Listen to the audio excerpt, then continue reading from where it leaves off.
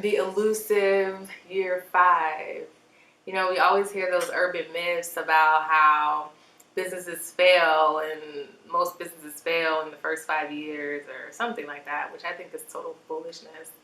But we're here and we're thriving and we're growing, and we're going down different paths and we're tweaking and all doing all of those things. So um, craziest part for me is like I started this YouTube channel on year 0, and going back and watching that first video where the business was just an idea, like something that I hoped would work out, or something that I, had been wanting to do for a long time and finally had the guts and, got spit out of every other avenue.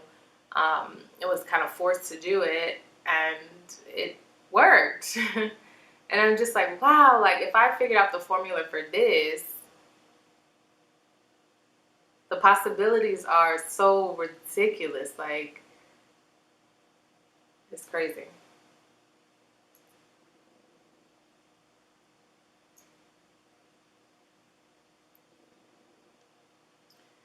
So what can I tell you guys about 5 years in business? Has it been easy? No. In the 5 years, I've literally moved myself out of my apartment in New York, gained a toddler, moved myself and my toddler into my aunt and uncle's house in New York, moved myself and my toddler to Florida with my parents, and then moved myself and my toddler to DC, which we absolutely love.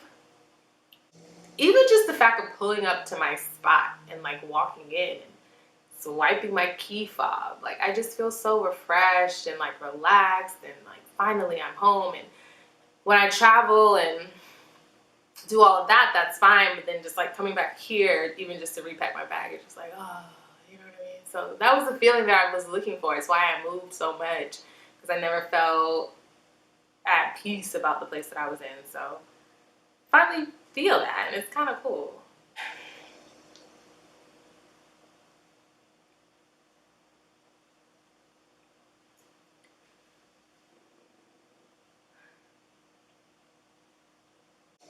But as far as the business goes, the first year 0 to year 2, we were on this uptick. And most businesses, when they start, they soar. And so now we're at the point where we're coasting. And all of that is due to the fact that I'm just now building my sales department. And up until this point, all the new business that we've gotten has come from word of mouth. Literally, our clients have sold business for us all this time, which is awesome when it's working, but when it's not, it's kind of not a technique that is sustainable on its own. Figure that out. So the sales team, building that has been a journey in and of itself. It's a lot of trial and error. I think I've found, one part of the puzzle, but there's still so much to be done in that arena. So we're on the second stretch, and the first stretch was starting the company, bringing in the cash flow, getting liquid enough so that you can pay yourself and your staff, being able to just, maintain your day-to-day life so that you can think about other things. And then now, so we're in the second stretch, and if you go back and watch, I believe it was the video, How to Quit Your Job, I talked about how you always have to start over in a business. And for some reason, I knew that back then, and here I am having to start over. So the second stretch now is myself and my coworker, who also happens to be my cousin, has taken this thing as far as we can take it. So now we have to put people in place and look outside of ourselves in order to take it the next length, in order to grow it the way that I see it in my head. So that's where we are now, and I'm totally up for it. It's a lot of, oh, how can we do this differently, or how can we do this better, or that's not working, we need to stop that, or I noticed that this other company was doing this. So it's literally putting a bunch of stuff in the pot, stirring it up, and hoping it tastes good at the end. Like, I don't know how else to describe it. But it's fun. Like, you could not pay me enough to go back to a traditional job. I don't care about the benefits. I don't care about how much the salary is. I don't care about how great the title is. I don't care about any of that. Like, you could not pay me to go back to work. And people have asked, and I turn it down every time because I just feel so free. Like, I feel so on purpose. Like, getting in my own rhythm, if that makes sense. And I have a long way to go based on the goals that I've set for myself. But the journey is dope. Like I encourage all of you guys to try it, man, at least once. Like, it's so fulfilling, so fulfilling. Um, Outside of Zazie, I'm also starting to get into real estate. So I've done some minor investing here and there in flips, and I'm sort of learning the trade, and I have friends that are also interested in doing it. So we're kind of joining forces and like putting our brains together to figure out how that thing works. And that is even fun. I know. So this is what I'm thinking.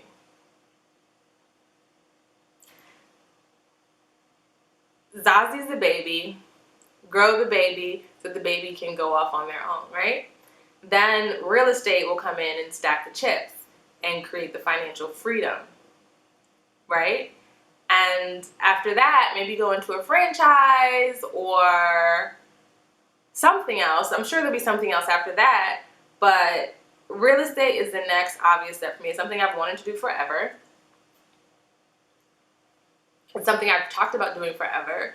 And it just has the same sort of like startup qualities that I remember having when I started Zazie. So I'm like, yes, I have to do it. Like, it's obvious. Like, I have to do it. And it's going to be so sick. Like, once it gets off the ground, that I'm going to be like, why didn't I do this sooner? So that's what's next. Hair journey in the 5 years. I've cut my hair twice, like to the scalp. And that was something else. Like, I was mixing up eggs and mayonnaise and butters and oils and blending stuff and painting and do all kind of crazy stuff. Y'all seen the YouTube videos. Y'all had me out here looking crazy. But I was like, I'm gonna try it. I'm gonna do it. Like, y'all hair is growing. I want my hair to grow too. So my hair goals is to get my hair longer than my hair has ever been in my life. And honestly, it started flourishing when I stopped all the shenanigans. Like, when I just got tired of mixing up all these concoctions, and I just kind of relaxed on it a little bit. And then another friend of mine, her hair is like gorgeous, like Mayan mane. And she said the same thing. Everybody kept saying the same thing. Just leave your hair alone. So I did that, and it just like flourished. And then I got it cut, and it's like it came to life. Why didn't I do this sooner? I have no idea. But I'm loving it. And just in case you're wondering what I'm drinking, I make these smoothies like daily.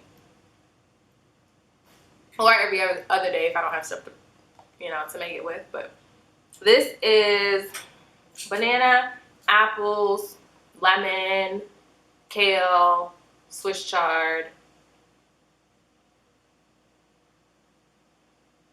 and mango. And there's no special reason why I drink it. I drink it because I like it. It does make you poop like immediately though. Sorry, TMI. But it's so good. Like, try it. Like, just throw some stuff in the blender. Fruit and veggies, like, so good.